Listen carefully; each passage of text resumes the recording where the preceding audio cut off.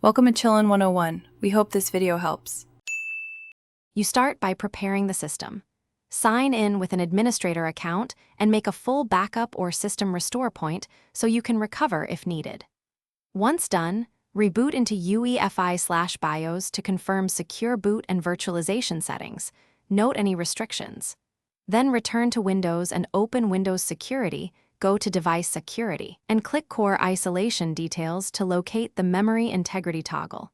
This is the first actionable control that affects Hvci behavior. Now you disable the primary feature. Flip the Memory Integrity toggle off under Core Isolation.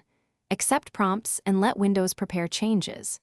If the toggle is grayed out, open Regedit and navigate to hklm/system/current control set /control/device guard /scenarios/hypervisor and forced code integrity and set enabled to 0, or create the word if missing. Do this with caution. Once changed, make sure to reboot.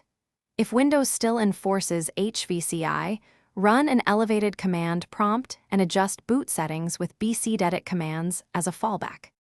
Finish by rebooting and verifying that Hvci is disabled. Check Windows Security Core Isolation and System Information for Hypervisor-protected Code Integrity status. If the toggle reappears or changes are blocked, identify and update or uninstall drivers that report incompatibility, then repeat the disable steps. Make sure to test critical apps after changes. If something goes wrong, restore your system from the backup or re-enable Hvci to regain security. This single troubleshooting.